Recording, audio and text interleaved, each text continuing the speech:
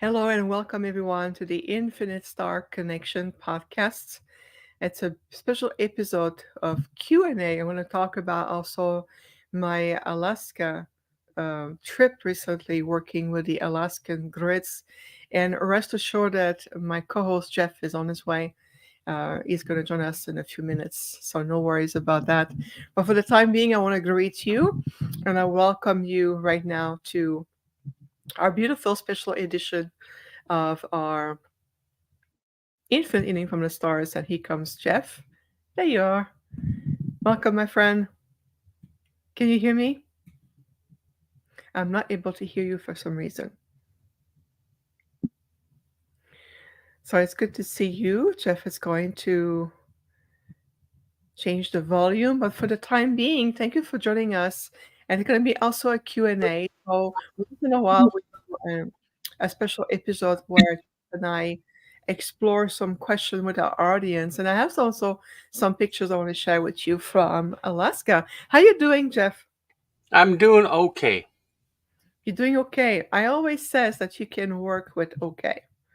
Yeah. Okay, you can work with that. So it's good to see you. We just get back from Alaska on Friday actually. So I want to take the time to say hello to Simon, Mara, Tom. Thank you for being Barbara, Alicia, April. Thank you for being here. Steve, Lucy, Anna, and Shirley. From we have people from the UK, from all over the US. We have people from Glastonbury, England, and it's really wonderful. And of course, Jenny from New Zealand, and we also have Mercedes from Buenos Aires. This is amazing, and Dana from Amsterdam, of course. So thank you for being here. A big hello to all of you. Um, and Harold from the Netherlands. Beautiful place. Would love to go. So I want to say a warm welcome to all of you. And this is going to be actually our episode right before I leave for Australia. Did you know, Jeff, I'm going to be gone for a month. I'm going to be in Australia for an entire month. Good for you. I got a list of people for you to stop by and check out. Yeah, absolutely. Actually, I do there for to be of service. It's not a vacation, everybody. So I'm going to be traveling alongside with the Stargate group. We're going to do a workshop, a spiritual workshop in the Blue Mountains, right outside of Sydney. And then I'm going to be spending time in Sydney. I want to reconnect with the Well Nation, where Peter and I and a few other members of my online community, we're going to go on a boat to connect with the whales directly in Australia. And then after that, we're going to Uluru for where I'm going to be co-hosting two spiritual tour right in the national park of Uluru. We're going to have guides. We're going to connect with the land. We're going to really honor all the Aboriginal tribes there, generation of ancestors, guardians, elders, oral traditions, and we're there to help to reactivate one of the most ancient portal on the planet that has been put in place by the High Council of the Pleiadians millions of years ago. So this has been a year in the making. I received this vision when I was in Egypt last year, and we're going back now this year at a convergence of the timelines. So this is why that today our episode is going to be the last one until I come back from Australia.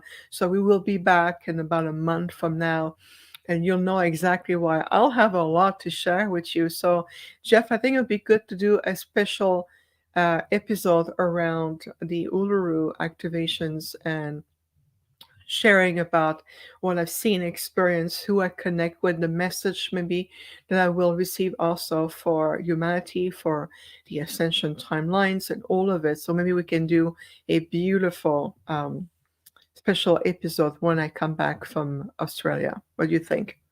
Yeah, that is known as the belly button of the world, too. So that'd be interesting. Oh, the belly button. I never heard of that before. I know I've heard of that it is Uluru is known as the magical box prophecy by the Aboriginal tribes. Mm-hmm. It's a name that is given, but I never heard of the belly button. Very interesting.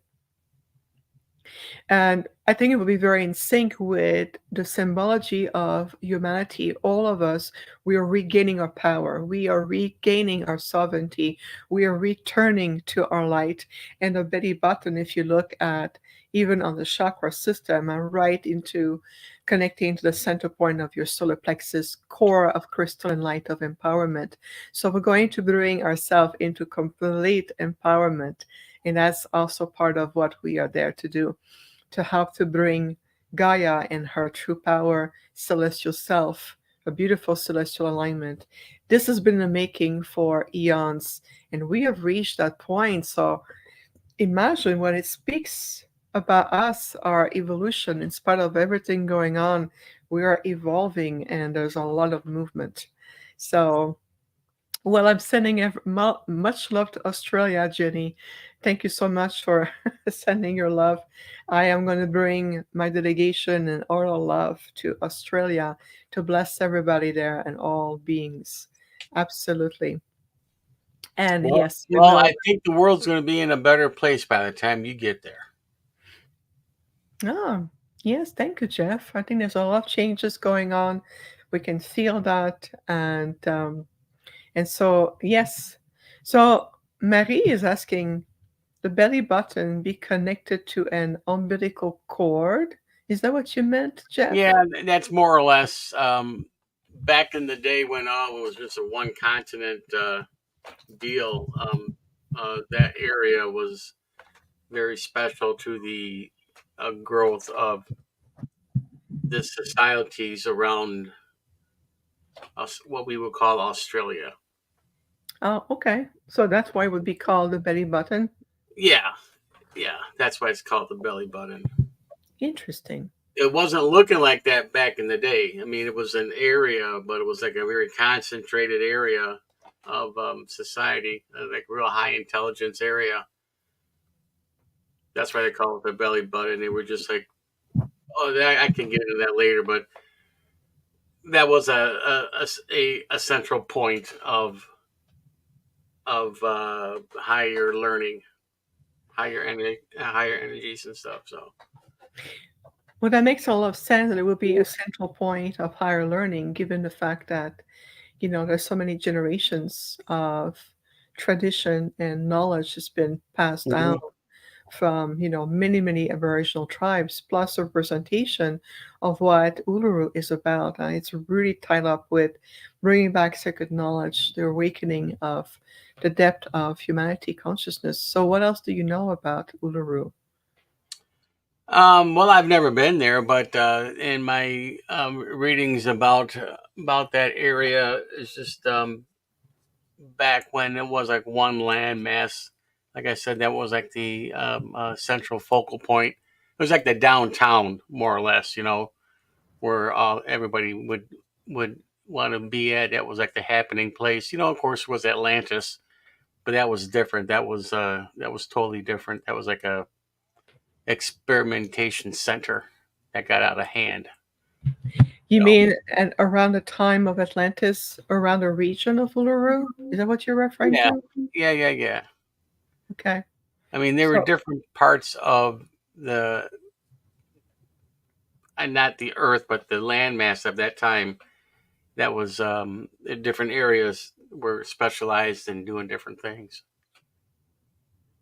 oh, okay. Very interesting. I see we're going into different layers here. I will greet more people just join us. Megan, directly from Cape Town in South Africa. So we're honored to have you. We're sending our love and our light to everyone in South Africa. Well, everywhere in Africa, of course, but to you and people in Cape Town. So thank you for being here. And we also have Savi from Sicily, Sicily, Italy. Sicily, Sicily. Sicily. Yes, it looks really beautiful there. And so thank you for being here, all of us. Interestingly enough, I just came back from speaking at an event called Contact at Sea. So it's a UFO conference, but on a cruise ship. This is why we were able to go to Alaska. And Jeff, my friend, your video is frozen, by the way.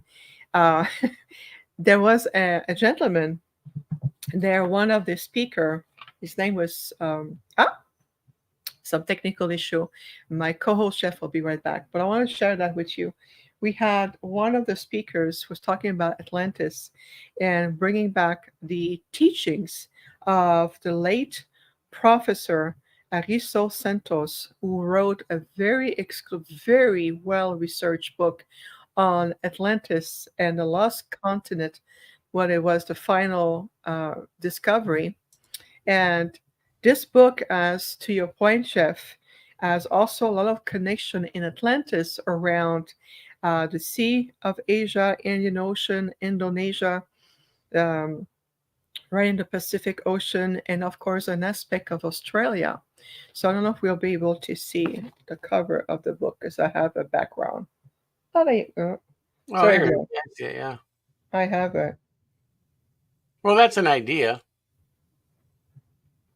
So this book, I'm very curious. It's the research, the extensive research material from the late, he passed away, Professor Arizo Santos, and it's under the Atlantis publication. And it's really, I cannot wait to take a deep dive. There's so much reference in this book around Atlantis, whether it's in America, ancient maps, the many pillar of Hercules, the symbolism. I mean, the true pillar of Hercules, Antarctica, and the Arctic Ocean. I mean, I'm going to take a deep dive into that and see uh, what's possible. Um, it was under the publication of Atlantis. So, atlant.org. And I met the speaker, Frank Joseph Huff. He's the one who presented this. So when you talk about Uluru being one of the point, around Atlantis, so when we're going to be there, I'm going to call upon the Atlantean timeline and the Atlantean masters to come and connect with us and see where we are today. We want to bring the timeline to where we are today to really help to really shift naturally with more ease. We want to release ourselves from the shackles of, a heavy past or the past mistakes and all of it. We need to clear ourselves from all of it. We need to move forward beyond the same historical loops so we can finally evolve and move to the next level. So actually, the name of the book, I'm going to write it right in the chat room. It's called Atlantis, the Lost Continent Finally Found. And it's under the Atlantis publication. Very appropriate, right? So it really is, very much so. So I'm gonna ask everyone to. I'm gonna put right there in the chat room the website for directly where the book come from. It's called atlant.org. I'm gonna show that. So atlant.org. You can go there and you'll be able to see the book there. And the name of the book is called Atlantis: The Lost Continent Finally Found. It is the gift of this late professor, Professor Santos. And apparently it took years in the making, and there's a lot of research there. So I'm always curious and open minded when it comes to Atlantis. And since you mentioned that, um, Jeff, then I want to, share that with you. There it is. That's the title right there. I know I have a virtual background, so just there we go. Just a fun little um, piece of knowledge that I discovered during a Contact at Sea conference. I want to talk about what took place during this Contact at Sea conferences.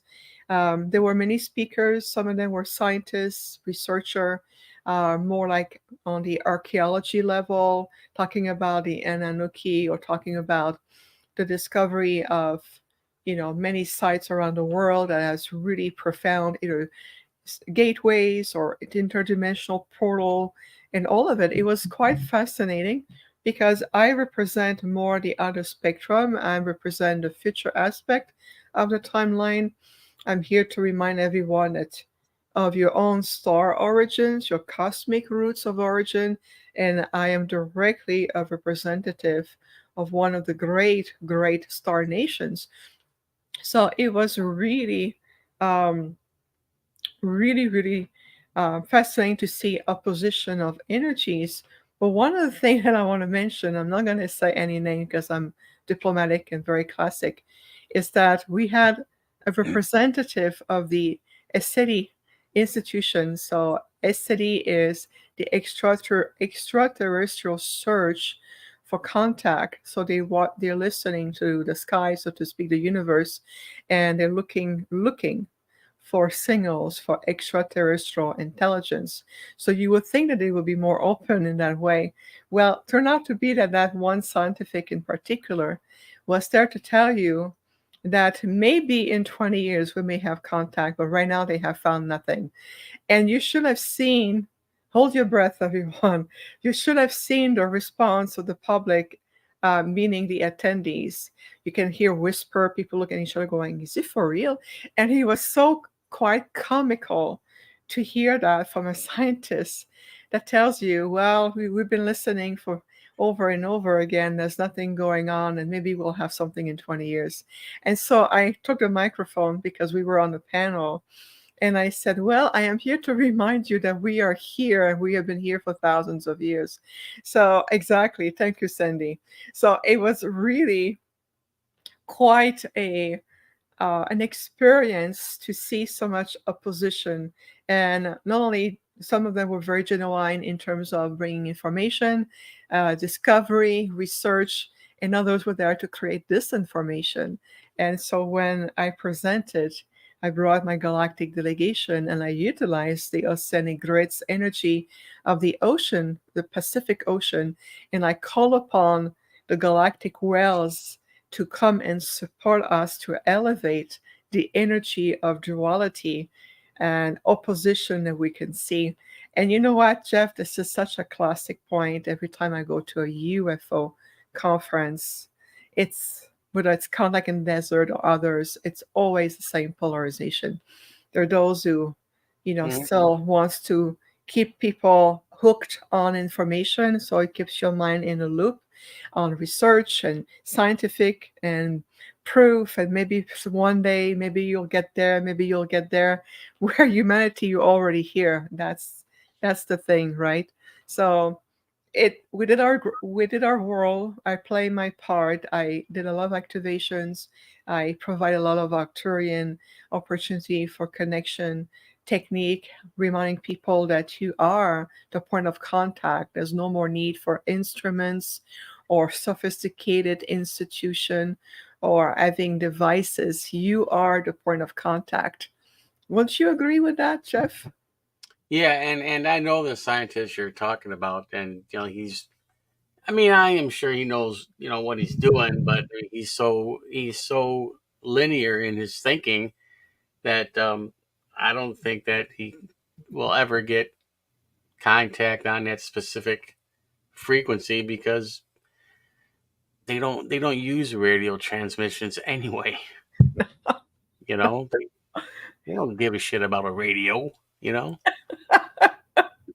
Sorry, I mean, I love the way you said things, Jeff. This is why, we're so unique here on the Infinite Star Connection podcast because Jeff and I are so beautifully complementary to each other. And yes, we are so here, aren't we?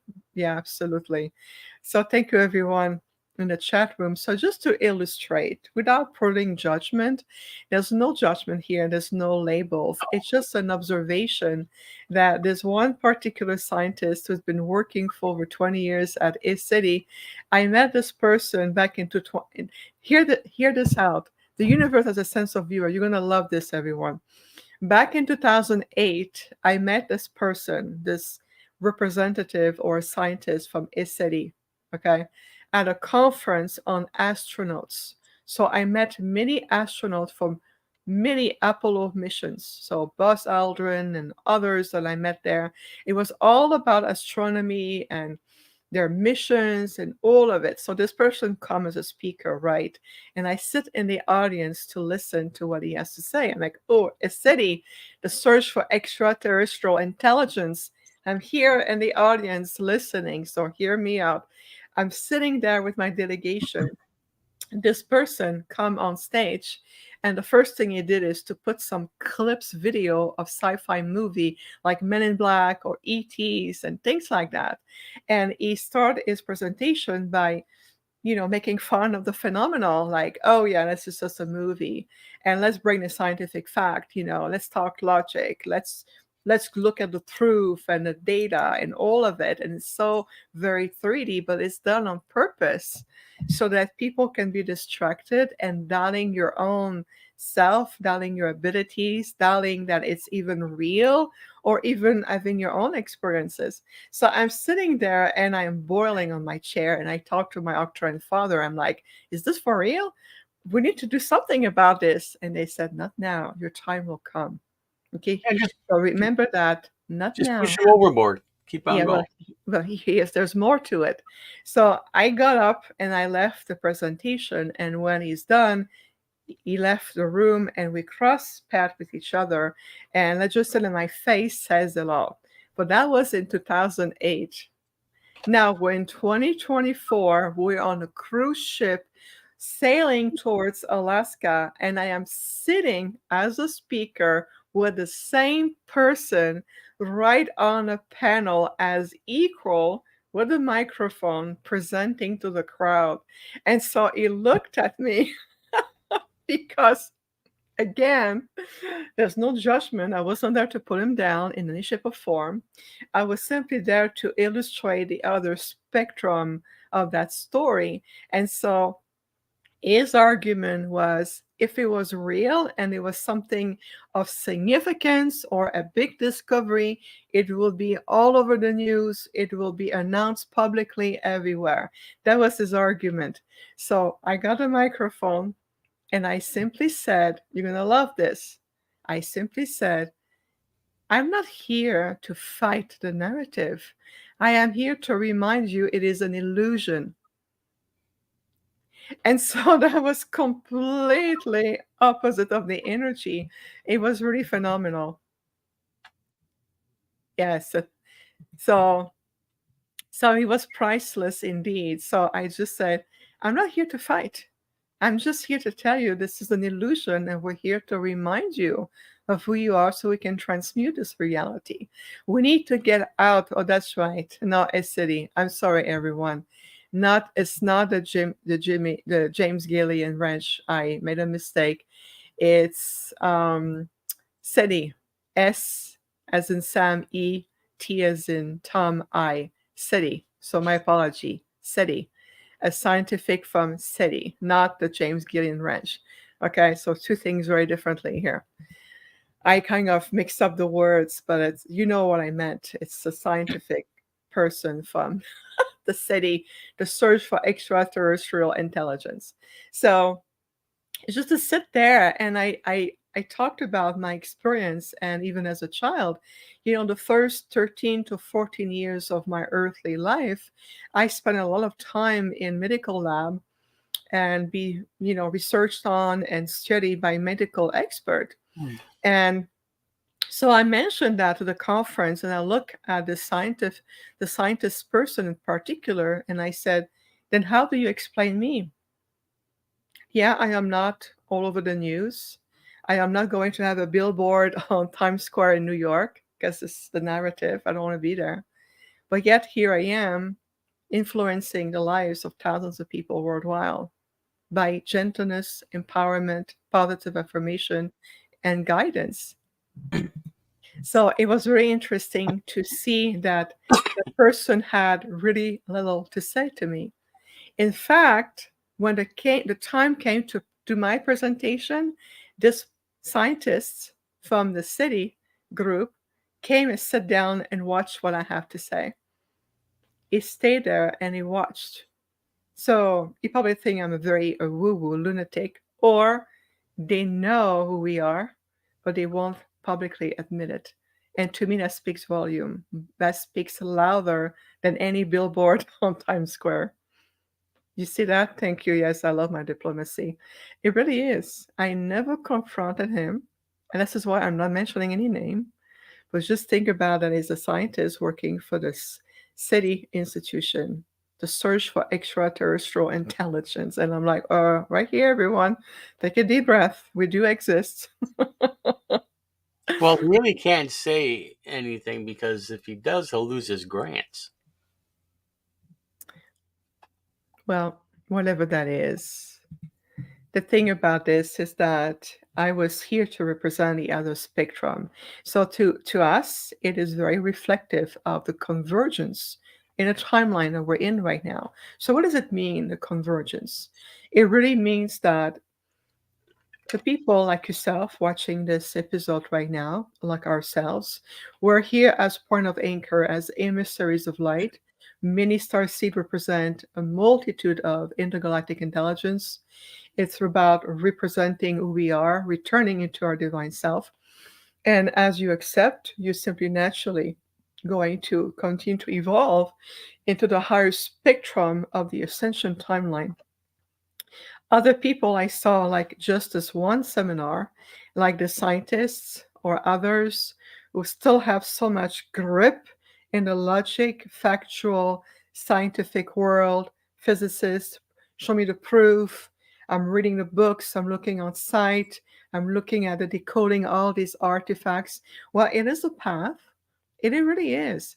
But you can tell that the direction is going another way, more in terms of a third dimensional way to maybe perhaps later on converge back into a higher form. But I can tell you, as an intergalactic being, we have already ascended. So for us, it's obvious the pathway we're on, and it's an invitation for all of you. We have brilliant people in this chat room right now, like Dana in Amsterdam, completely brilliant, very connected, very gifted. Sandy, very gifted as well. We have wonderful people in this room. Simon and Glastonbury, you've been on your path for such a long time. Mara, you all include in this, and so forth.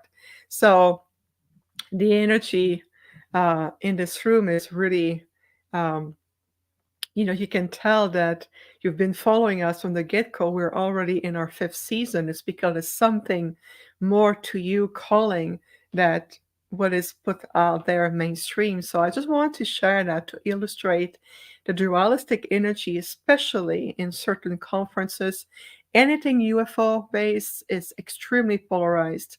So I'm going to be focusing more on spiritual, higher level of integrity, higher level of conferences, seminars, opportunity to bring the teachings rather than to be looking at like an ET.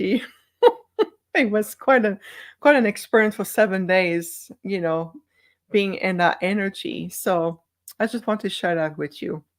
How many people was that? A full boat you were on? Yes, so the boat we were on had a total of 4,000 people, 4,000 passengers. However, the conference itself is a private event. It was only for those who already purchased and registered under the event. Mm-hmm. So we had a beautiful, private conference room and section on the ship. We were on the 13th deck. So the vendor area, just to give you an example, so envision that right now. We're on the 13th deck. You enter the vendor area, and it's all glass at the back, and you can see the vastness of the ocean as you're sitting there, right in terms of the vendor area. And we also had a conference room, and the conference room was the same. So every time I had a microphone on the podium doing a presentation, I could see behind the audience the vastness of the ocean and everywhere the boat will go. So it was really quite an experience. I stay in my light, I stay in my integrity. For those who are really ready, they will really resonate towards me.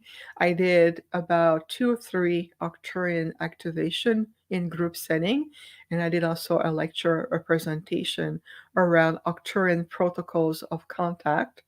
And so it really incredible. And there's many beautiful people who brought their gift, sharing their research. And you can tell some of them as a foot in spiritual energy and a foot in research. And I love the mix. Others, they were not quite comfortable. They want to get there, but they're not comfortable just there. And they were calling us aliens. So I told one of the speakers, and I respect this person too. He told me, he said, I'm still very engaged in my scientific mind. And I said, I know you are, and that's part of your path. And I respect that. And I said, by the way, we prefer the term star beings instead of alien. And he looked at me, go like, well, if you say so, you know. So that would be really wonderful too. What we did is we bring seeds of new possibility. We bring seeds of what else there is. And it's really about inviting that natural evolution. I can tell you one thing, that this scientist from City, the Search for Extraterrestrial Institution, that person will remember me. I can tell you that. That person will remember me. And I'm sending that person love. And I know that his higher self is looking, going, that part of me is going there. No worries. So it was beautiful to connect with a lot of people from all over the world who have come to the seminar, and also connecting with many beings, including the galactic whales who are there. So, I think that, yes, Mara, I agree. We planted many higher seeds of higher consciousness, invitation, expansion. With definitely, I have just my presence and the way we speak, the way we emanate frequencies, that we have really shifted the paradigm around us throughout the 7 days we were on that ship, and especially at the seminar. And I even had already feedback by emails, people who were there sending me messages, going, wow, Viviane, just your presence there. And you really helped me to shift, transmute a lot, and to watch you interact within, a very, very confined, very limited, I would say, energy. Uh, and one night on the panel, I was the only woman there. It was all men, all researchers, scientific, a lawyer, and a gentleman who did a lot of research. And I was the only woman. I said, "Well, I am the representation of the star beings, the star nations." So it was really, really, really something. I want to say hello to Yvonne from Singapore. Thank you for being here, and thank you for your openness and being the energy. Yeah. So, and of course, we also have from Detroit, beautiful love. So thank you for being here today. And so I wanted just to share about my experience. Again, it was worth it because, again, nothing is in vain. That's why we're telling people nothing is in vain. We're here to helping to see, to recognize that it's a time to release ourselves from the artificial time frame. It's called a linear time, third dimensional, polarized. Are you blue? Are you red? Are you yellow? Are you violet? Are you pink? Are you green? We're here to release ourselves from these opposition. I call it a ping pong ball. I'm playing the ping pong. So I could have played ping pong with that scientist, but instead I walk in parallel to all of it, walking in parallel to all of it. Damn. Yeah, it was more effective that way. And Jeff is going to come back again. He's just resetting his technology. That's because there's so much energy on this call right now that, the technology is sometimes having a hard time following the third dimensional aspect. So, again, welcome for those of us who are joining us. Welcome, welcome. Yes, I too, Baja girl, I'm not too fond of cruise itself. It was only my second one. I know I have a third one coming up in December, called the Galactic Origin, and that one's going to feel much more at home with Portal to Ascension, with Neil Allen. We have Debbie Solaris there, my friend Marilyn with Cesar, myself, the Arcturian. So there's going to be a lot more of a family get together. So all the details are on my website under special events. the Galactic Origin cruise. And so if you want to come and join us, mention my name, because everyone joining us for that particular cruise for the winter solstice, December 14th to the 21st, 2024, well, I'm going to offer a special activation, a special group settings for all of you. So after that third cruise, I think I'm going to retire my cruise days and prefer to be on the ground for seminar, conferences, retreats, and I would prefer to resume more traveling around the world. So, yes. So I couldn't wait to share that with all of you. How does it feel to you, Jeff? Well, I'm not one of going on cruises, and I made that mention about the whale because they're I guess the whales are pretty big, and I don't think I would want to be in the water or something that big underneath me. Well, just to give you perspective, their level of, how could I say that? Their level of care, respect, and presence really transcend any fear we may have, because when they approach, they stay in a certain distance, of course, and I want that for them so they can be protected. But when they approach us, the connection, it's just so intelligent, it's full of wisdom, it's full of love and friendship. And I never for one moment whatsoever felt any fear whatsoever. It was more of an awe. I felt like I was a little child going, oh, look at the discovery. You are here, old friends, like, oh, come closer. I want to connect with you. It really was that way. Um, and I felt that invitation from them to connect. And one thing is that they like to be acknowledged. So etherically, I was going to acknowledge them of their presence with them. So I had a few pictures to show you. I'll share my screen if you don't mind, Jeff. Is that okay? Yeah, rock and roll. Yeah, do Okay, it. thank you. So I have a few picture I want to share with you. First, let me remove the banner of our names so this way we can see better. There you go.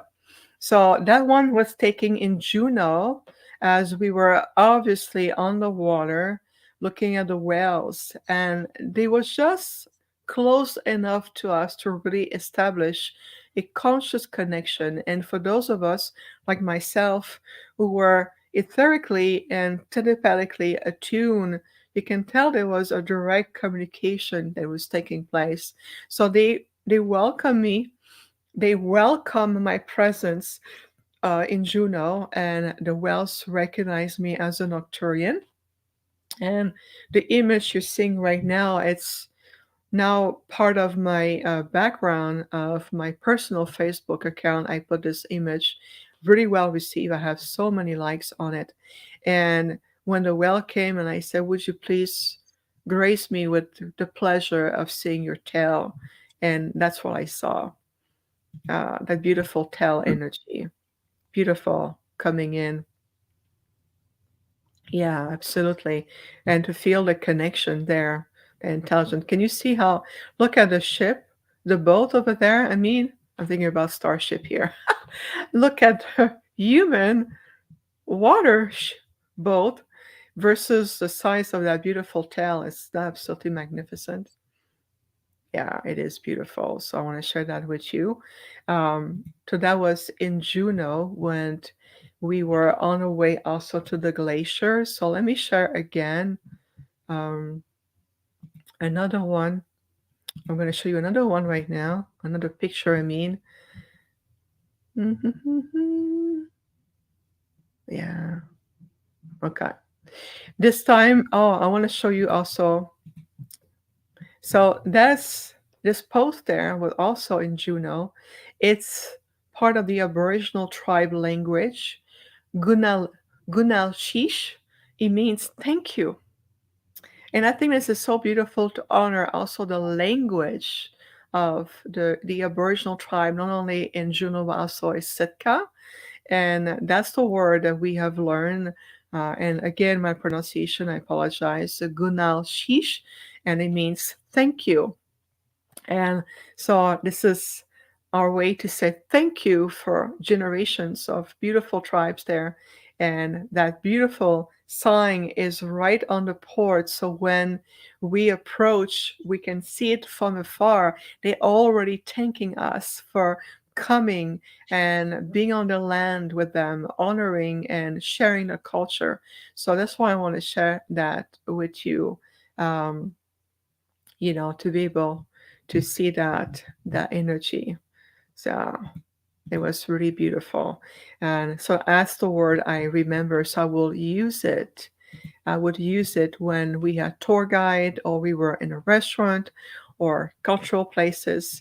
Uh, and in fact, we were very grateful, very gracious to see one other cultural dance that is in Sitka.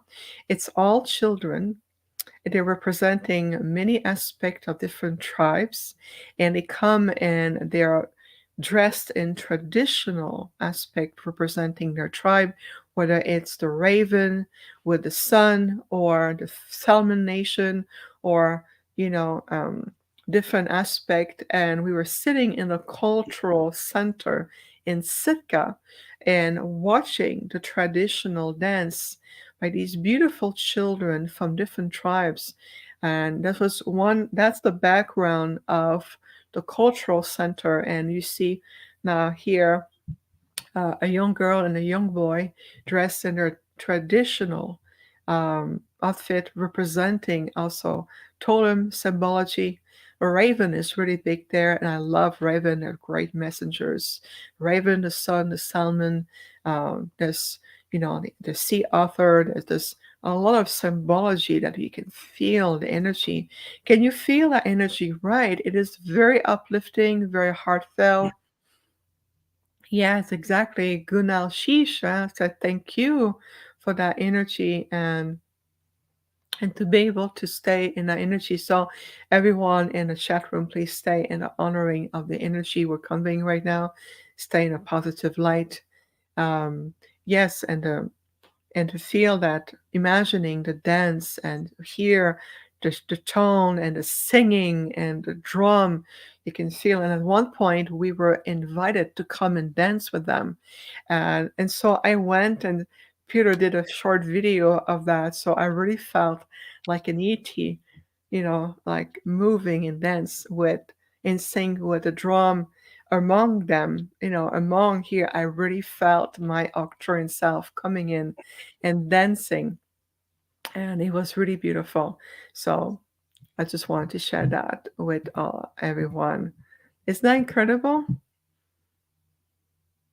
Jeff? Yes, it was incredible.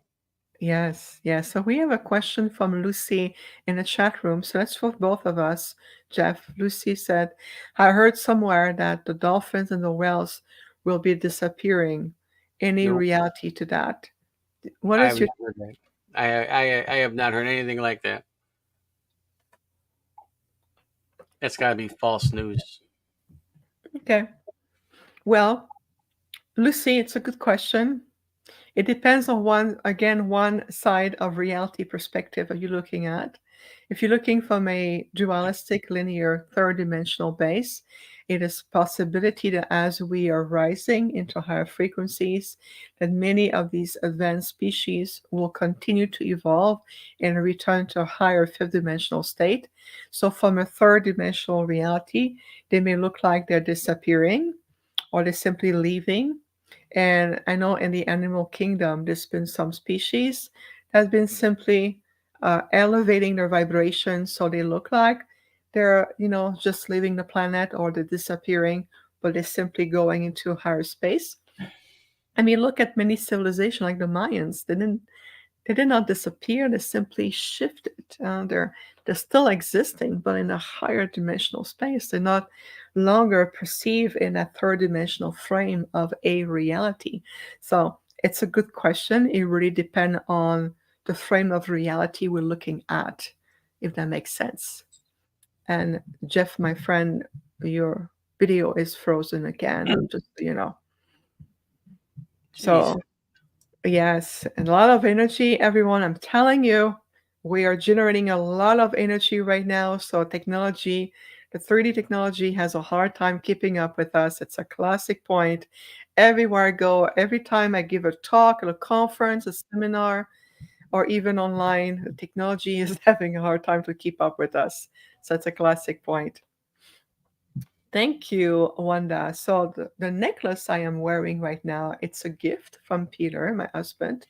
We found this creation from an artist in one of the gallery, the arts gallery in Sedona, when we were there in August during our annual Lionsgate retreat with the members of my online community, the Universal Arcturian community. So this year our retreat was in Sedona during the Lionsgate, and in one of the breakfasts we had right before the retreat, we went to this art gallery, and my husband got me this pretty beautiful piece. So thank you for noticing that. Yes. So Nancy, we have you have a beautiful question for both of us. Jeff, the question is, who were the builders of the Boston pyramid, and do they differ from the Egyptian pyramids? What's your take on that? What does your Ponti group says about that? Well, the Ponti don't really have any input on that because they came after. But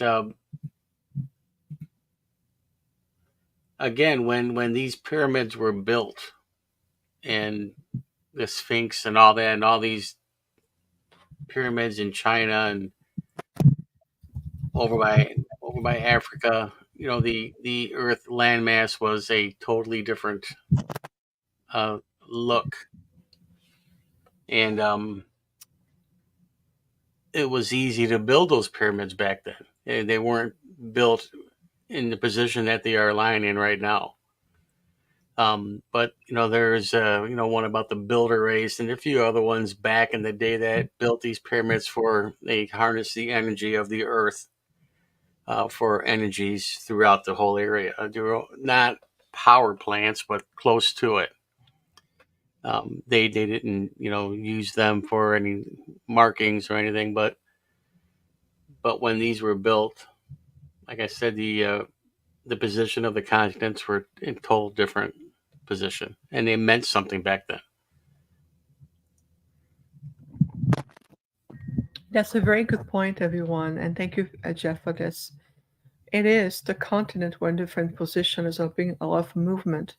So today we feel like everything can be feel far, depending on where you are. Like here in America, England, Europe, Australia, New Zealand, it's super far for us. It's like up. But when you are in Europe, you can, travel through many countries at once. So the movement of the continent really make a difference. It's not the same. We're not at the same point like we were, thousands of years ago. So that's a really good point you're making, Jeff. Yeah, let me share something real quick, and it's a hypothesis that I'm still working on, and it's totally different from anybody else is thinking about.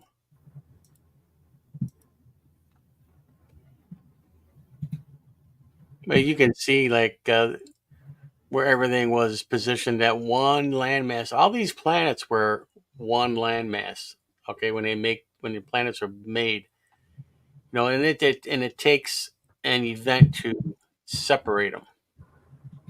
And of course, that's what happened when Maldek exploded. I always contended that the Earth was a moon of Maldek and got shifted out of orbit, and that shock wave was what cracked all these continents into the positions that they are in today. So when you have that's why, and Antarctica wasn't frozen; it was all lush greens, and then it got thrusted almost overnight into the southern end part, and everything was just moved. And this is where you get the woolly mammoths that were able to cross the bridge here. And how did they find food in his belly? He was frozen instantly, damn near. So still working on it, but I'm getting close. How close are you? Getting close to where the people are telling me I'm crazy, but I just keep mounting that evidence. It is the timeline that I'm putting together now of certain events that happen, and you can prove it by the strata of the Earth, the different layers, marking them and all. Yeah, that's very true. Thank you for that. I can't wait to learn more from this and your research. And do you still have the book coming out? No, they won't let me publish it because the information was too damning. Oh, so one, what do you mean by they won't? Who's they? Amazon wouldn't publish it because of the content was still classified. Interesting, everyone. So, book. Jeff has a book that wants to come out. Amazon said no. I did have a book that wanted to come out, but they said no, they're not going to be responsible for that. Yes, and ET are not real. Probably, We yeah. rest our case, everyone. You always try to push the envelope, see how far I can get, see how much I can get away with. But they Well, stopped me on this one. well, can you not publish it to you? You have your own publishing company. You can publish it yourself, right? Oh yeah, but I still gotta have it printed. You know, there are other different avenues to go. Maybe I'll just publish it on academia.edu. I don't know, but but then I don't want to get a somebody walk up my front door and say, "What are you doing? You ain't supposed to be publishing this type of stuff." You know. Yeah, that is another level for now because once we really move forward, all these intimidation or reminders not to push the agenda too much is going to subside more and more. And I've heard all kind of stories when we were at this Contact at Sea seminar. Well, some people were reminded by behind the scenes of not talking too much or giving out too much or yes. So, but your book will come out. This is what I'm getting. And it's going to come out where the timeline can sustain it. So it's going to happen one way or another. It's going to happen, and I don't know if the people are ready even to understand all that stuff. To me, it's interesting, but somebody else might find it offensive because they don't know. I mean, this stuff I got is since the '40s, and it just when the And, people find out that all these tests were done, they didn't even know about it. You know, they probably won't like it too much. well, it's about understanding from a bigger perspective in a context of history. No, Yeah, no, really. It's looking at the history and understanding that it's part of releasing ourselves from this artificial timeline. Really much so. I mean, I've seen that. I mean, there was about 80 people sitting at a conference on a cruise ship, mind you, listening to all these lectures about research and Anunnaki and wing ETs and science that tells you that ET doesn't exist maybe in 20 years and telling you, no, I'm an ET being, I'm here in this human form. They heard all kind of stuff, but you can tell that there is something more that is emerging, and I think that a lot more people, like, this is my humble perspective, Jeff, that a lot more people would understand, well, what it seems would be part of this book project. I mean, there's a lot of project we heard, Project Blue Book and all of this, the Roswell crash. I mean, we were there 2 years ago and we were intercepted by SUV by the Air Force just because I was doing like language on the land. It's something's gonna give. It's no longer a big secret anymore. It's becoming more and more obvious. But again, that's why it'll come out one of these days, but I think it might be too early still. As long as the information is there, it'll be ready. It's probably a few years away yet. mm, People got to understand what happened, then you have to accept it, and then they'll read it. But if they don't accept it, it's just going to be one of them, mm. Well, things poking the bear type thing. that's what I'm doing every day, poking the bear. I mean, look at this conference. I've been poking bear from city institution. They're going to talk about it. And you know what? At this point, it's beyond poking the bear, is to realize where we are. There's too many people coming forward from all stages of life, all background. I mean, look at the children, the star seeds, and many generations coming forward. I give you a book no more than 2 years, and that's coming. That's What like, is this? 2024. no, I'm talking 2025, 2026. It may be coming back in 27, but I'm giving Yeah, it no more than 2 years. probably 27. They got some stuff to happen yet in 25. So Yep. I can tell, I can see that because the next 3 years things are going to shift a lot more. By the way, your video is frozen again, my friend. I know. And you can work on that. Come back to us. There's a question from Simon Glastonbury. A beautiful question for Jeff. I want to make sure that we read that right here. So I'm going to wait for Jeff to refresh his technology and come back again. Let's take a deep breath and release. And here he is. All right, Jeff. There's a question for you specifically from Simon, and so hard question for Jeff. So the Ponti and the UMO, have they ever interacted with each other? And if so, how do they interact with the Arcturians? So there's two parts to it. well, you have to understand that the UMO, just like us, okay, touchy feely, same thing, eyes, whatever. The Ponti are not like us. They're a different, we would say like a 5D, which I really don't know what dimension that they are from, but I'm just going to say 5D for the moment. So the UMO recognized the Ponti. They actually did so in this book that I translated from Gemma. Okay, there's passages that they communicated on Twitter, so that they know each other, but they don't interact with each other. There's unnecessary.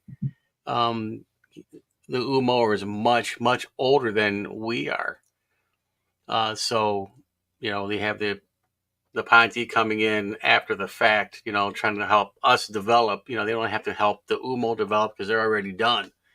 So, but they do know each other. And I am sure that there's other races that know each other too. I'm sure that the UMO have heard of the Arcturians, whether they interact with them, highly doubtful, because there's no reason to. You know, we still need help because we're just a bunch of we can't even get out of the sandbox without killing each other. So Ah, again, we are beautifully opposite, bound by friendship. Is that beautiful, everyone? Well, thank you for answering, Simon. I hope that answers it, Simon. Yeah, thank you for that. And I'm going to add a little layer, a little sparkle here. In the intergalactic realm, yes, we do are interacting on many levels. It will, depending on our different assignments, we may not need to interact necessarily all the time with each other, but there's, let's just say this way, recognition. There's recognition. There's a beautiful cultural question from Vabi or Vabis, asking, do you see the similarities of the tribes in Northeast India with the Native Americans, like from Peru, their dress as well as their hornbill features and seashell jewelries? Do you see similarity between the different tribes around the world, Jeff? Well, compared to us, because we don't have any history. The United States really doesn't.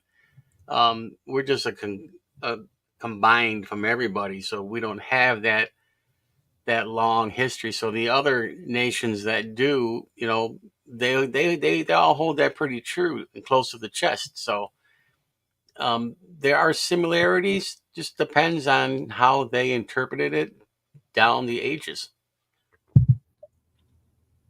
But it's Okay. all pretty much the same. Mm.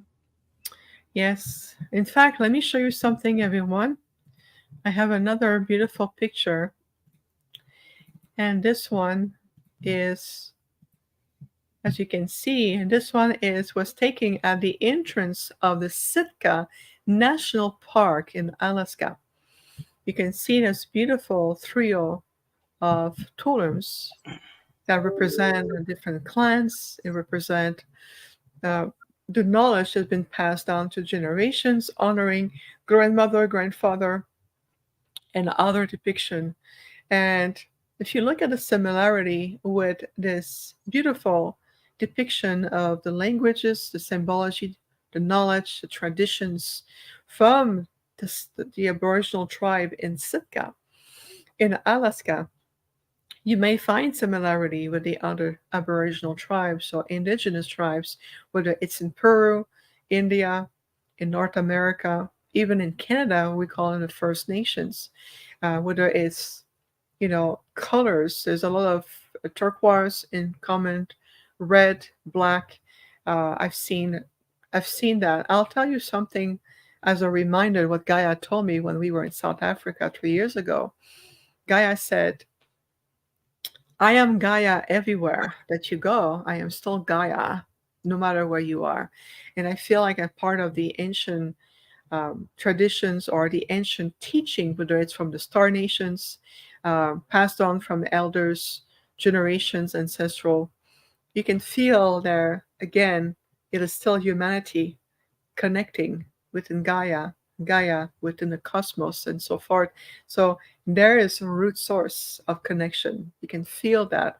And I'm going to invite everyone just to look at that one picture without me interpreting the sacredness of the design of this artist. Just feel similarity, whether it's from Alaska or here in Arizona with the Hopi or the Navarro, or in different part of the land like in New Mexico, or other places and the sacred nation like the Zuni nation and others, or even in India, Peru, the lineage there. You can feel there is a common ground, a root that unify all the tribes. And that speaks also of our unity, our oneness, how much we are also connected to our cosmic roots, our universal origins. It's reflecting to the tribes as well. This is what I'm feeling. This is what I'm getting. So just take a look and feel the energy. And this is why I want to share that totem with everyone right now. Perfect. I think that really we explored that really well. Um, about your book, Jeff, have you thought about more spiritual, non-mainstream publication like Hay House or other places like that? Yeah, I actually got another place that I can go to. So thinking about it. Yeah, exactly. Perfect. All right, everybody. Dana in Amsterdam is making a good observation. I want to read what she says. She said, in Germany, ours harsh Harz mountains, they are layers of stones from Australia and New Zealand. Being on the land with a Maori elder and her Lakota father, we truly felt tapping into those energies. So again, different lineages are really interconnecting, and we're going to see those connections throughout the entire planet. Thank you for the reminder, Dana, about the connection also to Germany, Australia, New Zealand, and to your Lakota father. Thank you so much for sharing that. Ah, incredible, right? Any thoughts, wisdom, things you want to share, comments, Jeff? No, just let the people do it. I know that they got a few more questions there, but getting back to my book, I know that some of that stuff I put in there probably shouldn't be made public. I'll be totally honest. I was just thinking that it would be something interesting for the people, but I could see where it could cause a real problem. So I don't know what I'm going to do with that. Mm, Because yeah. I had some other people read it, and you're like, I didn't know this shit was going on. What the god? I'm like, wait, time out, man. That's not the reaction I was looking for. You know. then they had all these questions about it. I said, dude, I don't know everything. I just uncovered a little bit and copied it down. Well, I want to know more. I said, well, you might not want to know more.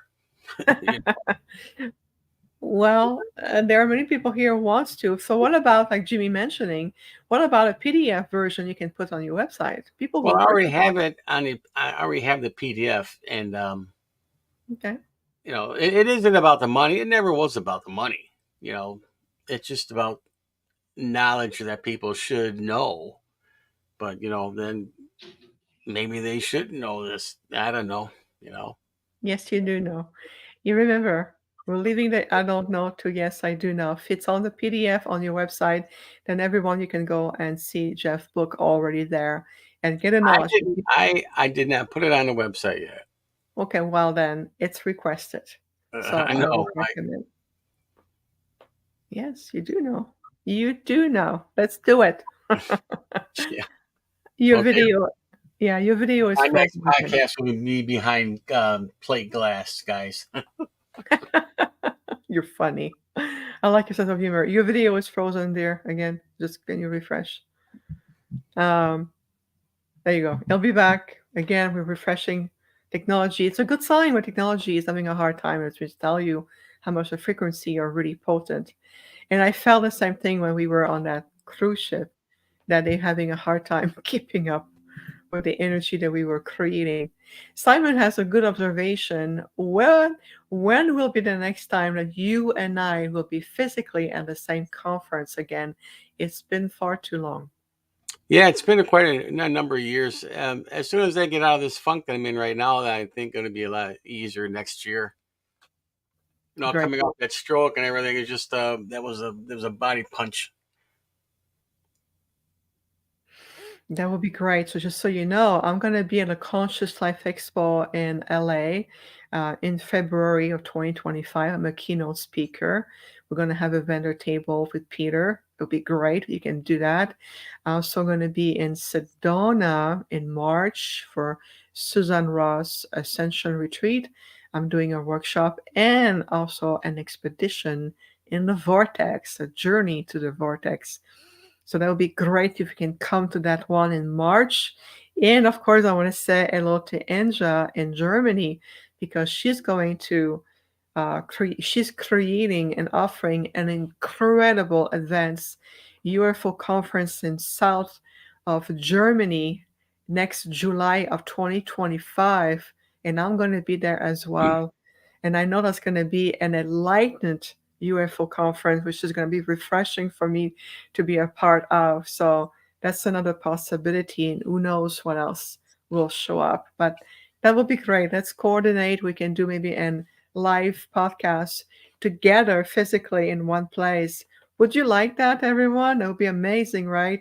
To have Jeff and I physically in the same space doing a live event, live here on YouTube through the podcast. That would be amazing. So, I, Simon, thank you for mentioning that. I think the last time we were together was in Phoenix, right? Uh, yes, was it Phoenix or was it? Yeah, I think it was. I think it Was it was the Phoenix. International UFO Congress? Yeah. Yeah, I miss it. It's no longer there.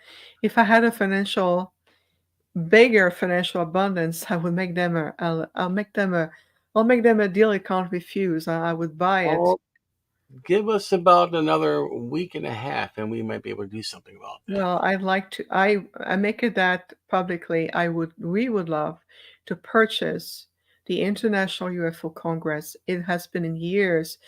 I mean, it's been going on for years. It was really right originally on the land, sacred Aboriginal land in Arizona, outside of Phoenix.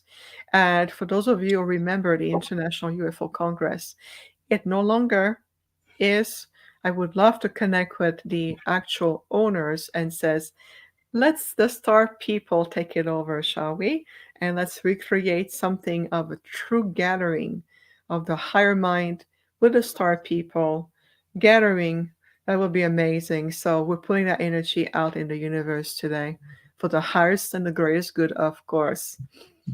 So there's a question from Marie.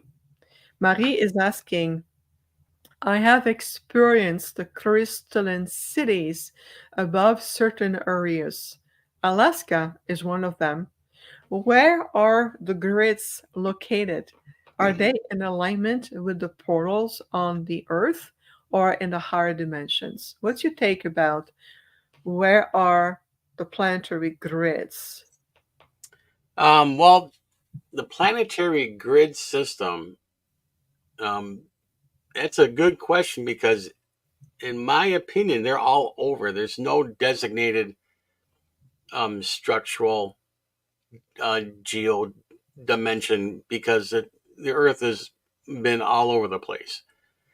I was told that there's over 108 portals, active portals in the world, um, but they're not necessarily on ley lines. A good portion of them are close to them. I only have one video of somebody taking a video of scalar technology over a ley line, and there was vertical energies coming up from it, which is quite interesting. But I don't think that there's a map that you could use right now that I think. Does that answer the question? Okay, yeah, but thank you for again, Jeff. Love your perspective. People love to listen to you, what you bring, the uniqueness of your presence. Thank you so much. So, for us, when we look at the grid system of Gaia, we can see that Gaia has physical grids and interdimensional grids, just like you, everyone listening right now. An aspect of you coexists in that biological physical experience as much as you are a multidimensional being all at once. But again, because of the linear artificial timeline, you think about linear location, physicality, you have to transcend that way of perceiving things. So the ley lines, if you look either at a map of the world, you can see all the ley lines or the grid system of Gaia connecting multiple points, even through her chakra system on the planet, how everything is really interconnected, but they're also multidimensional. You have the electromagnetic field of Gaia, you have Gaia's sentient field, you have Gaia crystalline grids. So it's all interconnected also on a universal level. So besides being a physical location, let's say you're in Peru or in Spain or in Glastonbury or here in Arizona, we can feel you're connecting to an aspect of the grids.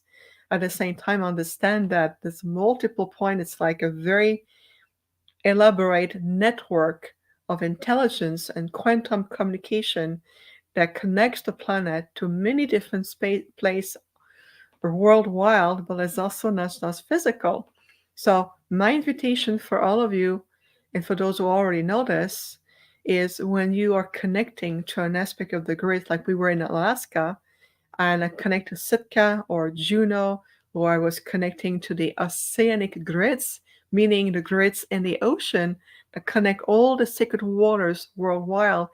I understood that I could feel the grids to physically to my feet and utilizing my body ley lines as a conductor. And I was also connecting to the multidimensional counterpart of that aspect of the grids.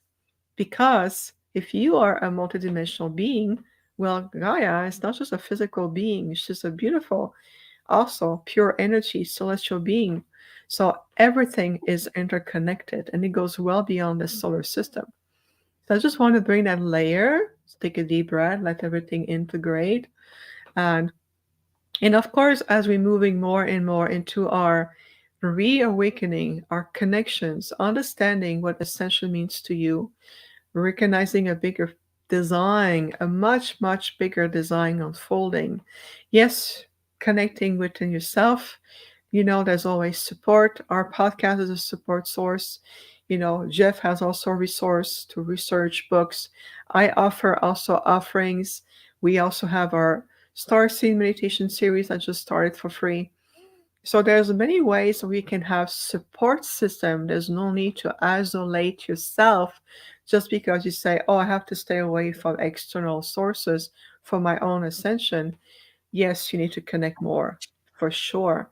At the same time, without creating separation or isolation. Sometimes it's a little bit of a fine line I see unfolding a little bit too much in the spiritual community as a concept. So I just want to clarify that. I want to share another picture, if that's okay with you. Um, we talk about connecting with the sacred nation and all of it. That's another beautiful totem pole that we could see Hmm. directly from the port as the cruise ship was approaching Juneau in Alaska. That was Juneau. As we were approaching Juneau, we could see that totem pole facing towards the Pacific Ocean like it was greeting us. So from the balcony of my cabin on board the ship, I took this picture to honor. Look at the colors. Look at the complexity, the craftsmanship behind this beautiful creation, the energy behind it. We definitely are interconnected with each other. It is really incredible. And so I want to show everyone this beautiful picture as a reminder as well. All right. Other questions you see in the chat room?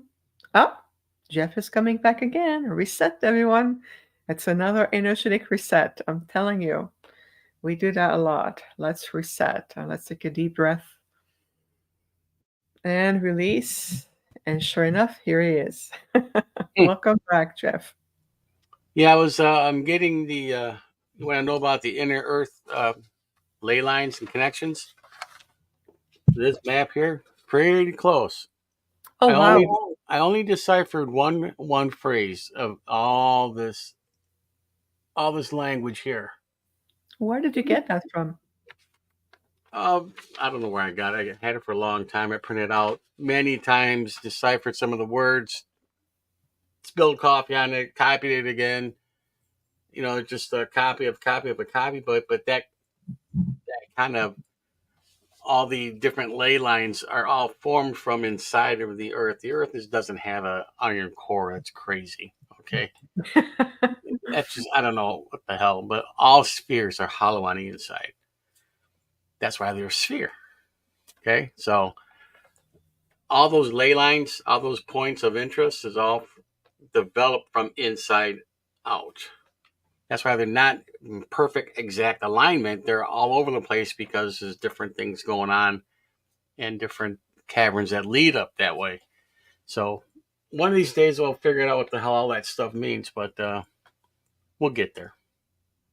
Yes, we definitely are. Thank you for showing that, Jeff. See, you bring so much different layers and it's beautiful. And you and I, we are bound by great friendship, whether it's on the human level and like a galactic level. So this is really beautiful. Question from Anna. Anna says, there are many disappearances in Alaska. Mm-hmm. Is that due to many portals there? What's your take on these disappearances? Well, I don't know if a portal is responsible for disappearances, but there are quite a number of them out there. Um, they might. Okay. Well, what I like to redefine first is the semantic of disappearance. So first we have to understand from your perspective, Anna, what disappearance mean, Right. and when it is reported, how that person or these people or these witnesses, what is their frame of reality and understanding around disappearances. So this is something I talked about during my lecture at Contact at Sea seminar when I talk about protocol of communication is to understand that first, the linguistic field of Gaia is shifting. That means that some of the words that we're utilizing no longer have the same vibrational alignment, and we have to understand what is the frame of reality, consciousness, and understanding utilizing one word like healing or abduction or disappearances.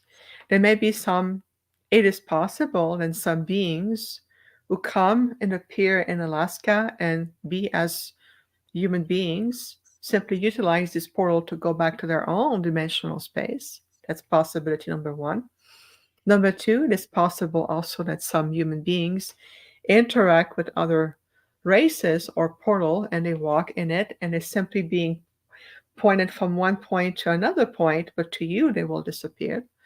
And there's also other possibilities, different scenarios. So again, one word disappearance, like in this in Alaska, it can be done also in other places, but around Alaska, because of the high activity, the richness of the portals, a lot of energetic movement, there's many possibility and understanding. So when you ask a question, the invitation is first understand what aspect of that reality you bring in and what is your understanding of that word or the question you're asking. And this is why we're really opening ourselves to what we call more higher fifth dimensional form of communication. So this is why this is not a black and white question. There's multiple shade of grays depending on the context and the understanding behind that Hmm. phenomenon or that word. Does that make sense?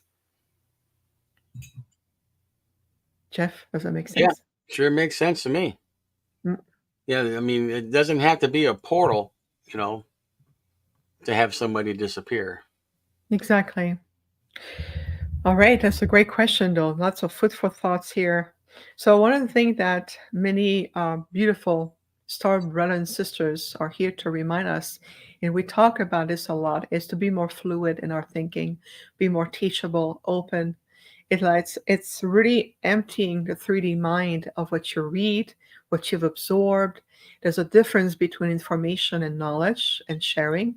So, depending also, there's a lot of different component of understanding to these phenomena and the interpretation behind it. Because, for example, I can be witnessing, someone seemingly disappearing and I go, oh my God, that person was abducted. And then suddenly I make a story around it. But that was my interpretation of it. Yeah, it could have It been doesn't phased mean, out. was that? They could have just phased out.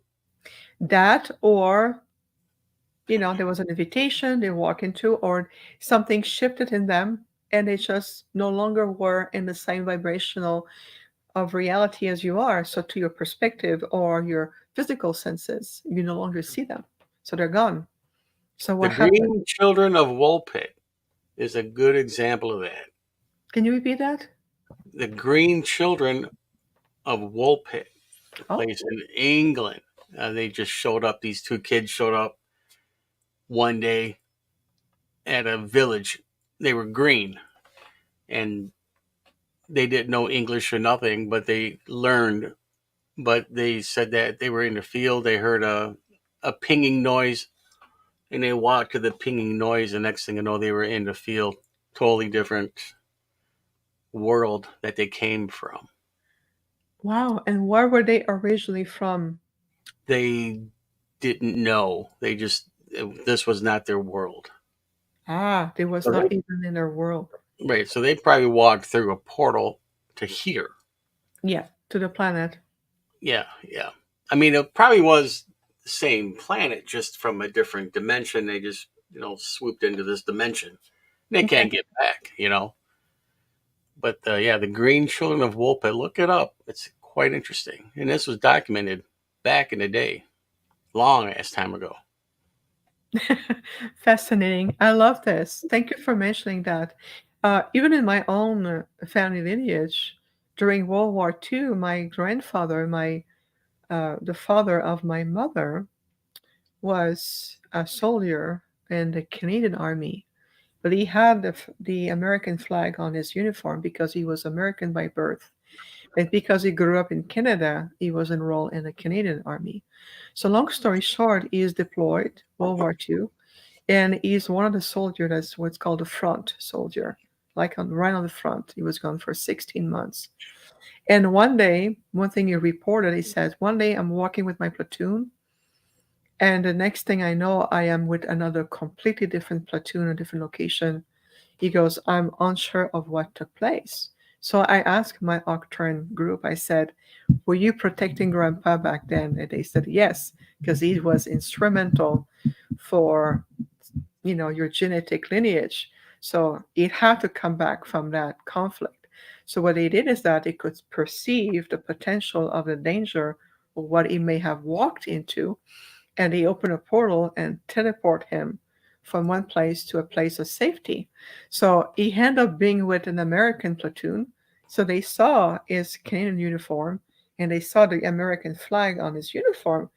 And he goes like, Frenchie, where are you coming from? He just said, I don't know where I am. I have no idea. And eventually he caught up with his own platoon. But that was another example of disappearance from one point to be relocated to another point. And it was done to protect him. So then that I can be on the planet and I can do my mission to see how everything is interconnected. It's Mhm. incredible. So just a little fun story about that.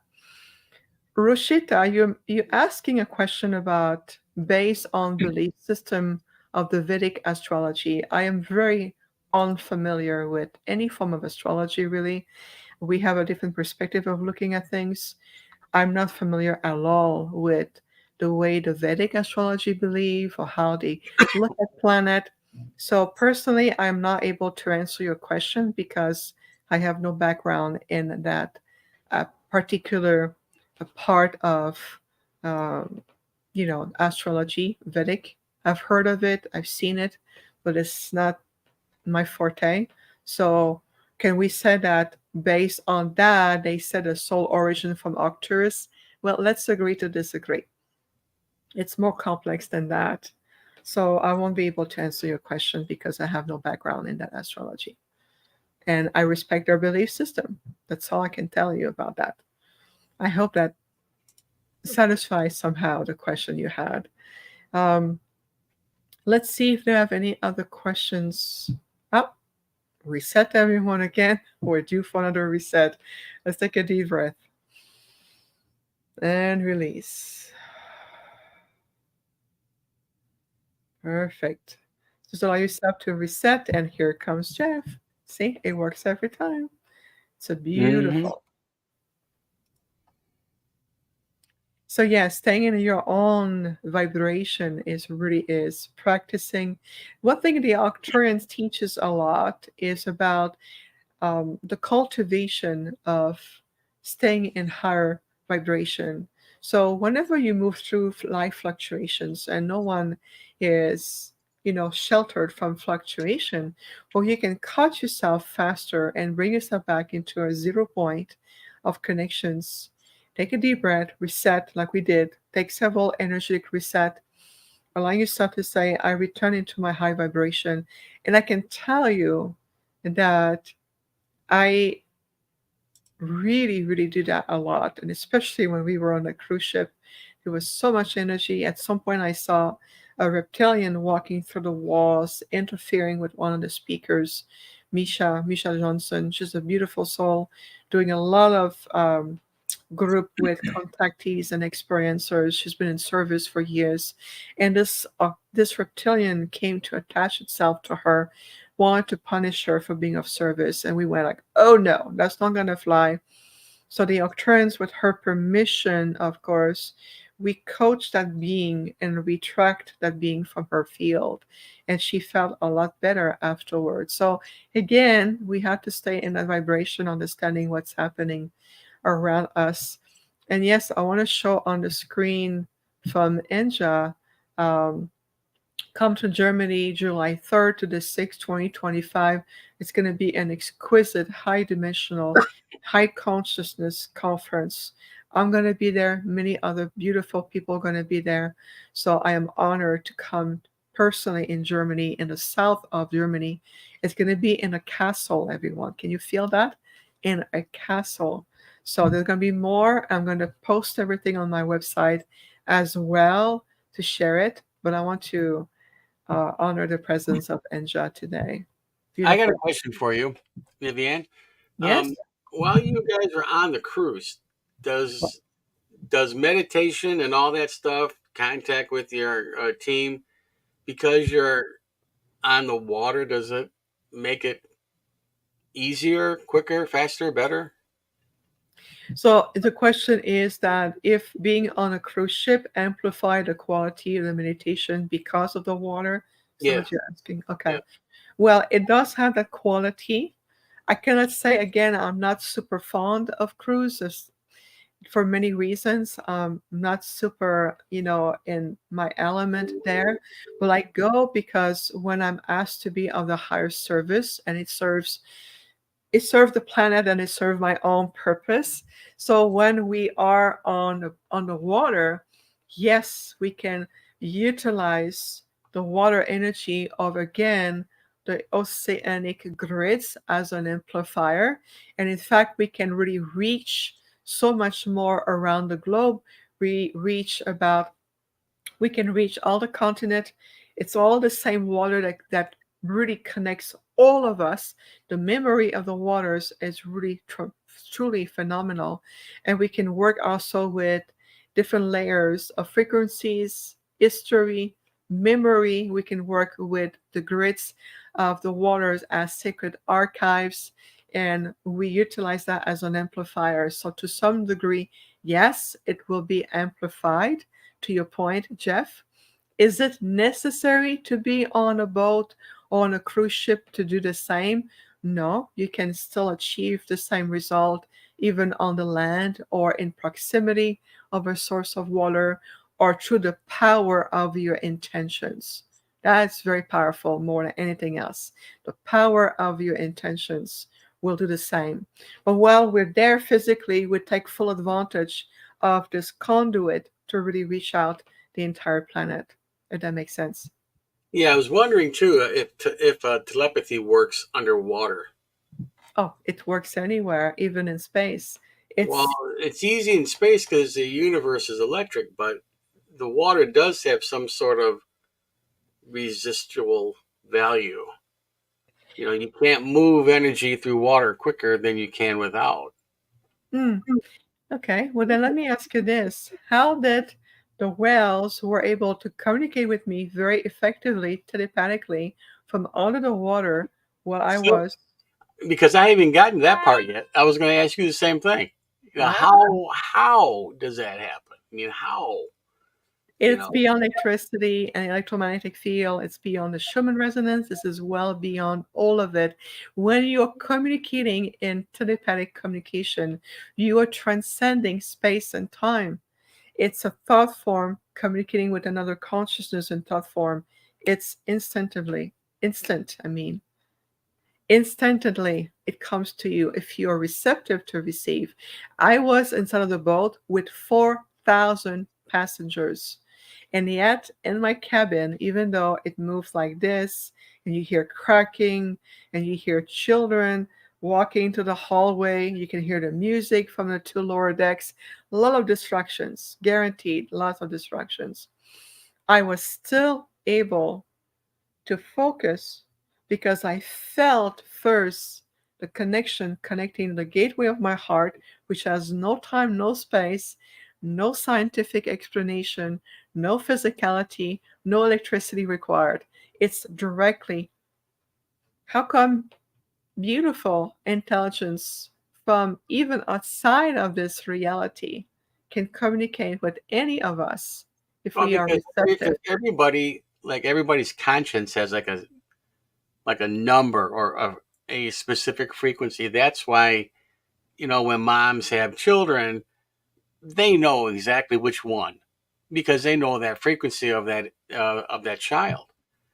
Okay, and I am sure, and I can get the UMO to probably prove this out, but you can when the mother UMO is communicating with the children, she's telepathing with the children, that one child, because she's focused on that child's frequency, and the other child can't hear her, but that one child can because she's honed in on that frequency.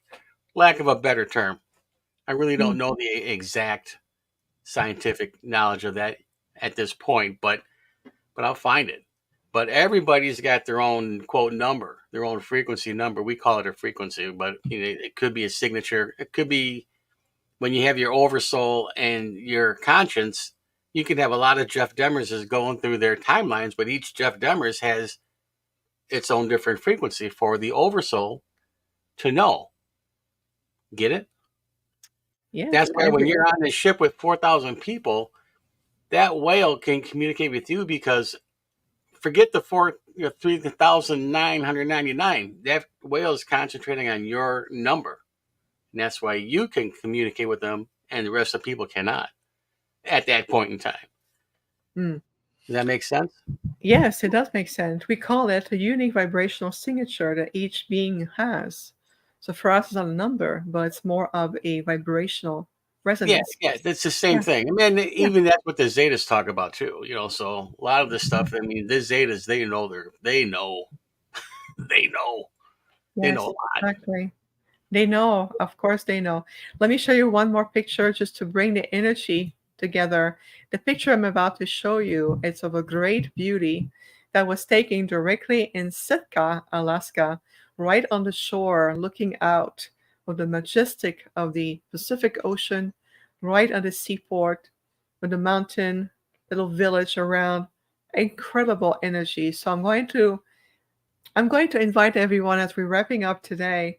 Take a deep breath. Let the beauty of both the Pacific Ocean grids, the beauty of Alaska, Sitka, all the Aboriginal tribes, the elders, the guardians, generations of starseeds coming in. Let the land of Gaia be with you and let to feel your heart, clear your mind, knowing that everything is in oneness and to know that to be connected to all there is, remember that everywhere you go, it is Gaia. It's just to feel that beautiful energy coming in and connecting to all of us. So I want to share that picture that I took personally, and I really felt the connection even to the sky, the cloud touching the mountain, the ocean, multitude of seagulls floating on the ocean, and the land, the tree nation. It was absolutely spectacular. Spectacular. So this episode has gone through so fast, gone by so fast. It was on the speed of a thought, and I know there was many more questions in terms of the timeline changes, the importance of connecting to your roots. How can we stay in a connection? Um, will you be doing other event in Europe in 2025? Well, I certainly hope so. That's to be determined. And I know there's a lot of more, and I know there's a lot of phenomenal, whether it's people moving into the different dimension, whether it's different phenomenal that we are rediscovering. There's going to be more. We're going to come back, everyone. The Infinite Star Connection podcast will return as soon as I come back from Australia. So it will be either at the end of October, beginning of November. We're coming back. We'll have much more to share with all of you. I want to thank you for being so amazing, asking incredible questions, making comments that really support everyone, sharing your knowledge. We really hope that today has been an inspiration that will continue to inspire you moving forward. Any final words or thoughts, my dear friend? Just everybody stay grounded and relax because the next couple of weeks are going to be crazy everywhere. So a lot of shit's going down. Good stuff. Yes, absolutely. And to feel that I know we understand, and many of you have your own experiences and your own connections. Keep writing Trust, that stuff down. Write every experience you got down. yeah. Exactly. Write it down. Trust yourself. Trust your intuition. Trust your other senses. And we always says walk in the certainty of your light. Mhm. And we will be back after Australia and Uluru activation. We'll be back at the end of October, beginning November. So thank you for tuning in. We'll make an announcement. In the meantime, enjoy this replay. And we have many replays available from also this season and previous seasons of the Infinite Star Connections. Much love, everyone, and we will see you soon, right after Australia. Namaste.